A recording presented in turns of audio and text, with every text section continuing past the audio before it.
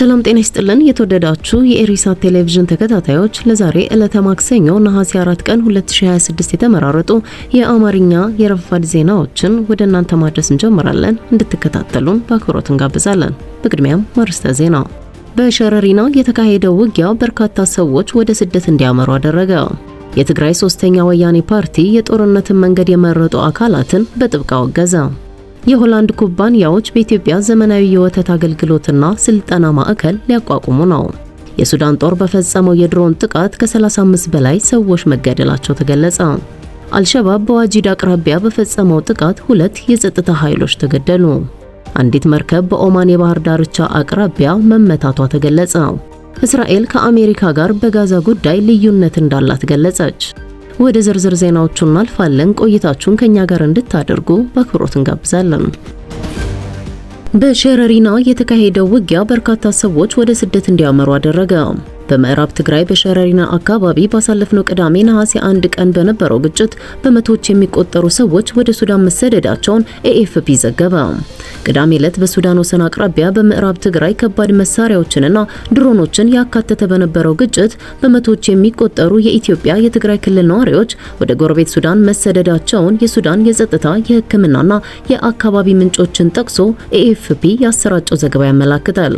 የኢትዮጵያ ፌዴራል መንግስት ስለ ግጭቱም ይሁን ስለቀረቡት ክሶች የዜና እስከተጠናቀረበት ሰዓት በይፋ የሰጠው ምላሽ የለም።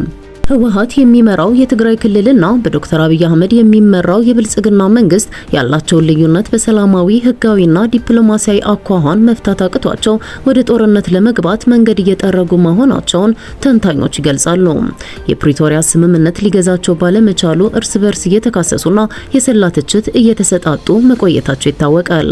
በዚህ ጦርነት ማን እንዳሸነፈ በውል ባይታወቅም ሁለቱም አካላት እንዳሸነፉና በበላይነት እንደመሩት ከመግለጽ ባሻገር ጋዜጣዊ መግለጫ ይሁን በሚታመን ደረጃ መረጃ ሲሰጡ አልታዩም ሲሉ ተንታኞቹ አክለው ይጠቅሳሉ። የትግራይ ሶስተኛ ወያኔ ፓርቲ የጦርነትን መንገድ የመረጡ አካላትን በጥብቅ አወገዘ። በቅርቡ በህወሓት ኃይሎችና በፌዴራል ኃይሎች መካከል የተከሰተውን ግጭት ተከትሎ በክልሉ ያለው የፖለቲካ ቀውስና የኃይል አሰላለፍ ከፍተኛ ስጋት እንደፈጠረ የትግራይ ሶስተኛ ወያኔ ፓርቲ ገለጸ።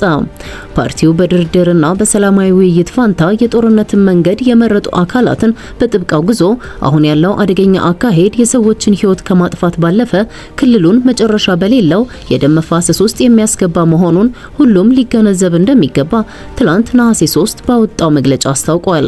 መግለጫው በተለይ የፖለቲካ ኃይሎች ሰላማዊ አማራጮችን ችላ በማለት የወጣቶችን ደም ለፖለቲካዊ ጥቅም እየተጠቀሙበት ነው የሚለው ክስ ያለውን ጥልቅ የሞራልና የፖለቲካ ውድቀት የሚያሳይ መሆኑን አጽንኦት ሰጥቷል።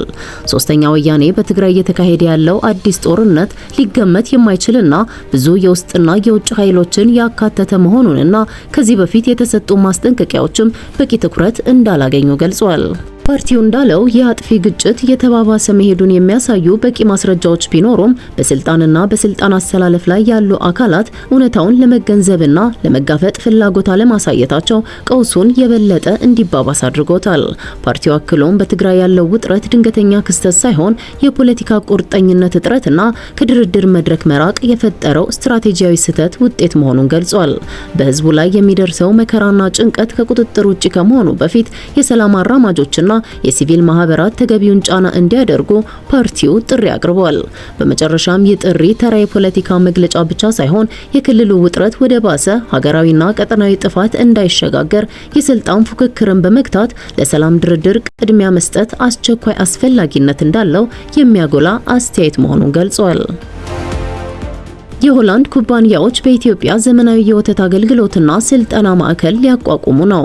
በአንቴ ቢቪ ኩባንያ የሚመራ የሆላንድ የወተት ኩባንያዎች ስብስብ በሆላንድ መንግስት በሚደገፈው የኢምፓክት ክላስተር መርሃ ግብር ስር የኢትዮጵያን የወተት ዘርፍ ለማጠናከር በኢትዮጵያ የአገልግሎትና ስልጠና ማዕከል ለማቋቋም ማቀዱን ገለጸ። እንደ አንቴ ቢቪ ከሆነ ማዕከሉ ለወተት አምራች አርሶ አደሮችና ለወተት አዘጋጆች የቴክኒክ ስልጠና፣ የዘመናዊ መሳሪያዎች ገለጻ፣ የጥገና አገልግሎትና የሙያ ምክር ድጋፍ ይሰጣል። አንቴ ኢትዮጵያ የአገር ውስጥ ስራዎችን የሚመራ ሲሆን አጋር ድርጅቶች ደግሞ የምክር አገልግሎት፣ በወተት ሀብት ልማትና በእንስሳት ጤና ላይ ተግባራዊ ስልጠና እንዲሁም በሰው ሰራሽ ማዳቀል የዝርያ ማሻሻያ ድጋፍ ያቀርባሉ።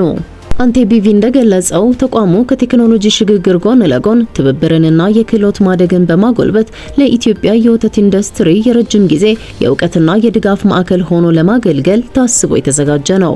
ይህ ዜና የተሰማው ኢትዮጵያ የወተት ምርትን በከፍተኛ ደረጃ ለመጨመርና የወተት እሴት ሰንሰለቶችን ለማጠናከር ባቀደችው ከ2014 እስከ 2023 ዓ.ም የሚዘልቀው የብሔራዊ የወተት ልማት ስትራቴጂ ስር የወተት ዘርፏን ለማስፋፋት በምትጥርበት ወቅት ነው።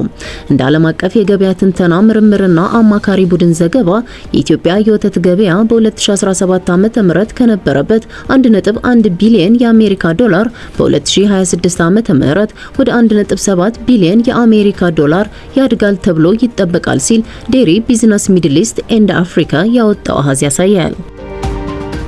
የሱዳን ጦር በፈጸመው የድሮን ጥቃት ከ35 በላይ ሰዎች ተገደሉ። የሱዳን ጦር እሁድ ዕለት በሰሜን ዳርፉር በሚገኝ ባህላዊ ፍርድ ቤት ላይ በፈጸመው የሰው አልባ አውሮፕላን ጥቃት ከ35 በላይ ሰዎች ሲገደሉ በርካታ ሌሎች ደግሞ መቁሰላቸውን የሰብአዊ መብት ተሟጋቾችንና የአይን ምስክሮችን ጠቅሶ ፍራንስ 24 ዘግቧል። ጥቃቱ የደረሰው ከካብካቢያ አቅራቢያ በሚገኘው ጋራ አልዛዊያ በተባለች መንደር በአካባቢው ሰዓት አቆጣጠር ከቀኑ 7 ሰዓት ገደማ ሲሆን ሲቪል የማህበረሰብ መሪዎች የአካባቢና የጎሳ አለመግባባቶችን በሚሸመግሉበት ባህላዊ ፍርድ ቤት ለችሎት በተሰበሰቡበት ወቅት ነው። ጥቃቱ ሲፈጸም ስብሰባው በዛፍ ጥላ ስር እየተካሄደ እንደነበር ተዘግቧል። በሀገሪቱ ጦርነት በሁለቱም ወገኖች የሚፈጸሙ በደሎችን ሲመዘግብ የቆየው ኤመርጀንሲ ሎየርስ የተሰኘው የሱዳን የመብት ተሟጋች ቡድን ጥቃቱ ቢያንስ 35 ሰዎችን መግደሉን አስታውቋል። አንድ የአይን ምስክር ደግሞ ከተገደሉት መካከል 4 የጎሳ መሪዎችና 2 የፈጣን ድጋፍ ኃይሎች ወይም አርኤስኤፍ ወታደራዊ አዛዦች እንደሚገኙበት ተናግሯል። መንደሯ በአርኤስኤፍ ቁጥጥር ስር የምትገኝ ሲሆን ባህላዊ ፍርድ ቤቱ ያረፈበት ህንጻም በጥቃቱ ጉዳት ደርሶበታል። የፈጣን ድጋፍ ኃይሎች አስተዳደር ጥቃቱን አሰቃቂ ወንጀል ሲል በመኮነን የሞቱትን ሰዎች ቁጥር 37 የቆሰሉትን ደግሞ 50 አድርሶታል። በዚህ ጉዳይ ከሱዳን ጦር በኩል የተሰጠ ምላሽ አልነበረም። ጋራ አልዛዊያ ከሰሜን ዳርፉር መዲና ኤልፋሽር በስተምዕራብ 150 ኪሎ ሜትር ገደማ ርቃ ትገኛለች። አልሸባብ በዋጂድ አቅራቢያ በፈጸመው ጥቃት 2 የጸጥታ ኃይሎች ተገደሉ። በሶማሊያ ደቡብ ምዕራብ ግዛት ባኩል ክልል በሚገኘው የዋጂድ ከተማ አቅራቢያ የአልሸባብ ታጣቂዎች ትናንት ነሐሴ 3 ምሽት በጸጥታ ኃይሎች ላይ ሽምቅ ውጊያ መፈጸማቸውን የጸጥታ ምንጮች ገልጸዋል። ከጥቃቱ በኋላ ቢያንስ 2 ሰዎች መሞታቸውን ሂራን ኦንላይን በዘገባው አስታውቋል። የቆሰሉት ሰዎች ትክክለኛ ቁጥር እስካሁን ድረስ አልተገለጸም። የአልሸባብ ታጣቂ ቡድን በባኩል ክልል በመንገዶች ላይ የሚንቀሳቀሱ የሶማሊያ የጸጥታ ኃይሎችንና ዓለም አቀፍ አጋሮቻቸውን በተደጋጋሚ ኢላማ የሚያደርግ ሲሆን በመንግስት ቁጥጥር ስር ባሉ ከተሞች ዙሪያ በሚገኙ የገጠር አካባቢዎች ተጽዕኖውን ለማስቀጠል እየሞከረ ነው። በዋጂድና በሌሎች ትልልቅ የባኩል ከተሞች አቅራቢያም ታጣቂዎቹ በየጊዜው በመንገድ ዳር የቦምብ ጥቃቶችን በመፈጸማቸው የሰዎችና የእቃ እንቅስቃሴ ላይ መስተጓጎል መፍጠራቸው ተገልጿል። በመስከረም 2023 አልሸባብ በባኩል ክልል በ2 የኢትዮጵያ ወታደራዊ ካምፖች ላይ ጥቃት መፈጸሙ ይታወሳል። በጥቅምት 2024ም ታጣቂዎቹ በዋጂድ በሚገኝ የኢትዮጵያ ወታደራዊ ካምፕ ላይ ጥቃት ማድረሳቸው ተዘግቧል።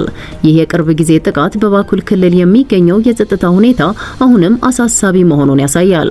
ምንም እንኳን የሶማሊያ ጸጥታ ኃይሎችና የክልሉ አጋር ኃይሎች በአልሸባብ ላይ ወታደራዊ ዘመቻዎችን እያካሄዱ ቢሆንም ቡድኑ አሁንም ጥቃቶችን መፈጸሙን ቀጥሏል።